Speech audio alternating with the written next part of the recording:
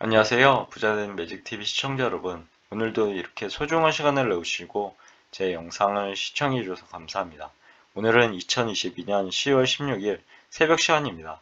오늘 나눌 주제는 기획재정부에서 발표한 추경호 부총리, IMF 총재 및 미국, 사우디아라비아 재무장관과 면담에 대한 내용을 한번 말씀드려보고자 하는데요.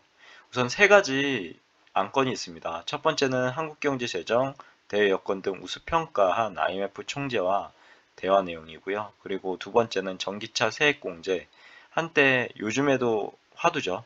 그리고 외환시장 관련 협의 지속해 나가기로라는 미국 재무장관과의 면담. 그리고 마지막 세 번째, 추 부총리 건설 원전 방산 분야 메가 프로젝트 세일즈 사우디 아라비아 재무장관과 면담 내용입니다. 해당 내용을 보시기 전에요. 오늘은 좀 색다르게 제가 기존에 읽었던 책 한 권을 소개해 보고자 합니다. 색다르죠? 제로 투 원이라는 책인데요. 해당 책의 모토는 경쟁하지 말고 독점하라 라는 모토를 해당 책에서 나타내고 있습니다. 지은이는 페이팔 공동 창업자 피터 틸 그리고 블레이크 메스터스 지음이고요. 해당 책의 페이지 8쪽을 한번 보면 8페이지를 보시면 물론 새로운 것을 만드는 것보다 기존의 모형을 모방하는 게 더 쉽다. 하지만 어떻게 하면 되는지 사람들이 이미 알고 있는 일을 다시 해봤자 세상은 1에서 n이 될 뿐이다. 익숙한 것이 하나 더 늘어날 뿐이라는 말이다. 그러나 뭔가 새로운 것을 창조하면 세상은 0에서 1이 된다. 이 구절을 예전에 읽고 참으로 영감을 많이 받았었는데요. 지금 자산시장이 거의 폭락하고 있고, 그리고 대내적인 그런 악재로 인해서 지금 참 서민들이, 그리고 우리나라 사람들이 살기 힘든 어려운 지금 지경에 와 있습니다. 하지만 해당 구절을 통해서 뭔가 새로운 것을 만들어 보시다 보면, 그러니까 기존 모형을 모방하는 게 아니라 새로운 것을 만드시다 보면 이것을 통해서 하나의 새로운 기회가 만들어지지 않을까 해서 이렇게 한번 소개시켜 봤습니다. 봐드렸고요. 그럼 본격적으로 한번 알아보겠습니다.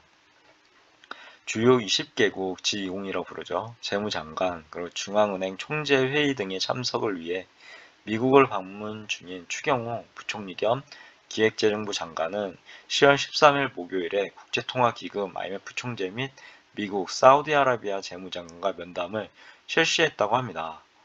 우선 첫 번째로 IMF 총재 면담 결과를 한번 보시면 추 부총리는 10월 13일 목요일이었죠. 10시 40분 국제통화기금 IMF 크리스탈리나 게오르기에바 총재와 면담을 가졌다고 합니다. 추 부총리와 게오르기에바 이름이 어렵네요. 총재는 인플레이션 전쟁 등 세계 경제 위험 요인에 대한 의견을 나누고 한국 경제에 대한 인식 등을 공유했다고 합니다.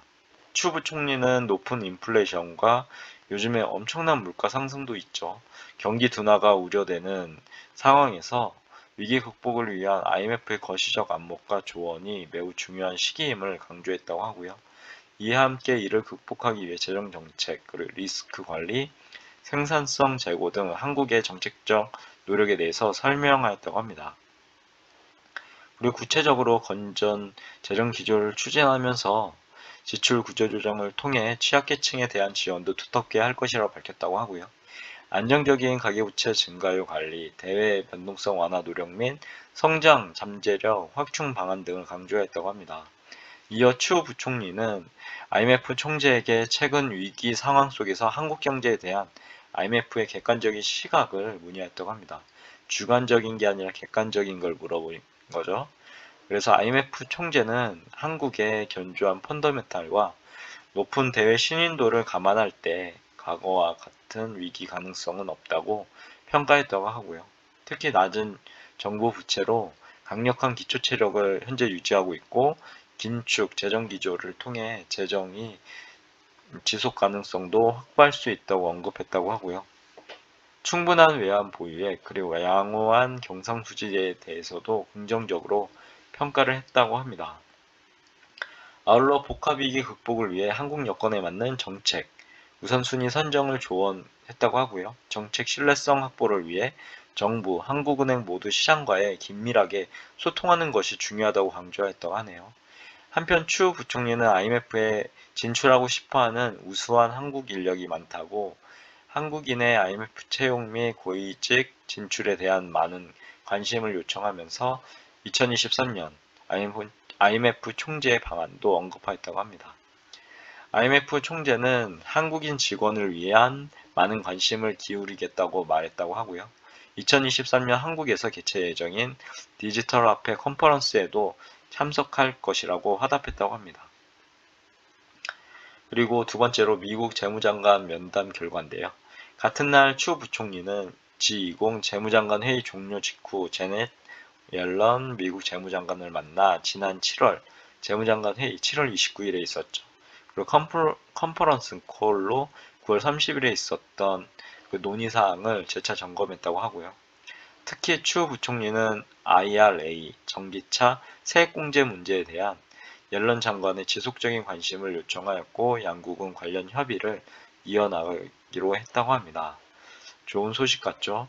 또한 양 장관은 최근 외환시장 이슈와 관련해서도 지난달 컨퍼런스 콜에서 한미 재무 당국 간 공유된 인식을 재확인했다고 합니다. 마지막으로 사우디아라비아 재무장관 면담 결과를 한번 보시면요. 같은 날 추 부총리는 모하메드 빈 압둘라 알 자딘 사우디아라비아 재무장관과 면담을 실시했다고 합니다. 현지 진출 기업들의 원활한 사업을 위해서요.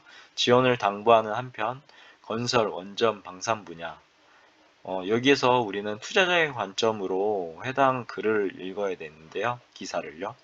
건설, 원전, 방산 분야에 대해서 주도적으로 한번 관련된 기업들을 파악해 보시고요. 그리고 해당 재무제표나 여러 가지 정보들을 통해서 투자할 만한 기업이 있는지에 대해서 한번 추려보시면 좋을 것 같습니다. 그래서 지금 모든 자산이 지금 하락하고 있는 상황에서 만약에 턴어라운드에서 대세 상승장이 나올 경우 엄청난 호재로 해당 사항이 반영되지 않을까 개인적인 생각을 한번 말씀드려보고자 하네요. 참고만 하시고요. 그냥 제 개인적인 생각이니까요. 아무튼 양국 간 협력 확대를 희망한다고 언급했다고 합니다. 그래서 총 3가지가 나옵니다. 건설, 원전, 방산이 나오죠. 위에서 언급드린 것처럼요. 건설 측면에서 보시면요. 추 부총리는 최근 사우디 역점 추진 사업인 네옴시티, 한때 이슈였죠. 지금도 이슈고요. 건설에 한국 기업들이 활약하고 있음을 강조하고 향후 있을 대규모 건설 사업이 또 있을 것 같다고 보입니다. 이런 건설 사업에도 우리 기업들이 참여할 수 있도록 협조를 당부했다고 하네요. 좋은 소식 같습니다. 건설 쪽에서요. 그리고 원전 측면에서 보시면 UAE 바라카 원전 건설에 입증된 한국의 높은 기술력과 운영 경험이 사우디가 추진 중인 원전 도입 정책에 기여할 것이라고 설명했다고 합니다. 이 부분도 호재가 될 수 있겠죠. 그리고 방산 측면에서 보시면 한국의 오랜 기간 무기 국산화 경험과 노하우를 바탕으로 양국 간 협력이 지속되길 기대한다고 언급했다고 합니다. 그리고 알자단 재무장관은 한국 기업들의 사우디 진출을 환영하며 현지 진출 기업들의 애로 해소를 위해 앞으로도 노력할 것이라고 언급했다고 하고요. 또한 사우디도 건설 원전 방산 분야 3대 분야에 대해서 양국 협력이 확대되길 바라며 앞으로 사우디에서 발주할 사업들에 그간 양질의 건설 역량을 보여준 한국 기업들이 더욱 관심을 가져주길 기대한다고 발언했다고 합니다. 아울러 추 부총리는요, 우리나라의 최대 원유 공급국, 안타깝게도 우리는 산유국이 아니죠. 그래서 100% 의지하고 있는 부분이 큰데요. 이런 원유 공급국이고요. 사우디아라비아가. 에너지 분야에서 사우디의 중요성을 설명하고요. 앞으로 원활한 원유 공급과 유가 안정을 위해 협조해 줄 것을 당부했다고 합니다. 그리고 화답으로 알자단 재무장관은 한국은 매우 중요한 투자 파트너로 안정적인 원유 공급을 위해서 이제 노력할 것이라고 얘기를 했다고 하고요. 국제사회에서도 역할을 다할 것이라고 발언을 했다고 합니다. 아무튼 오늘 제가 이렇게 공유 드릴 내용은 여기까지인데요. 한번 오늘 말씀드릴 내용에 대해서 정리해 보자면 여기 제목에 다 정리가 돼 있었네요. 우선 첫 번째 한국경제 재정 대외 여건에 대해서 IMF 측면, 그러니까 객관적인 측면으로 봤을 땐 외환 보유고라든지 여러 가지 봤을 때 아직은 위기는 아닌 것 같다. 하지만 지속적인 노력은 해야 될 것 같다라고 정리해 볼 수 있을 것 같고요. 두 번째, 이제 전기차 세액 공제 한때 이슈였죠. 그리고 외환시장 지금 현재 이슈죠. 인플레이션. 미국이 계속 금리를 올리고 있죠. 그런 부분도 있고 하여튼 이런 부분에 대해서 협의를 지속해 나가겠다고 이렇게 해당 미국 재무장관이 얘기를 했습니다. 이 부분도 하나의 중점 사안이 되겠죠. 그리고 마지막 세 번째는 건설 원전 방산 분야 사우디아라비아와 이제 협력을 통해서 메가 프로젝트 세일즈를 통해 이 건설 원전 방산 분야가 앞으로 지금은 더욱 유망한 분야가 되지 않을까 싶네요. 이 부분 저도 이제 공부를 할 예정이고 이 해당 부분에 대해서 보시는 시청자 여러분들이나 구독자 여러분들께서도 꼭 건설 원전 방산 분야에 대해서 공부해 보시고 재무제표 한번 확인해 보시고 해당 주요 기업들도 주요 면밀하게 확인해 보셔서 투자하시는데 참고하셨으면 좋을 것 같습니다. 아무튼 오늘 내용은 여기까지고요. 내일도 더 좋은 콘텐츠 그리고 기발한 콘텐츠로 찾아뵐 수 있도록 노력해 보도록 하겠습니다. 아무튼 오늘 내용은 여기까지고요. 항상 믿고 봐주셔서 진심으로 감사드립니다. 이상입니다. 감사합니다. 좋은 하루 되세요.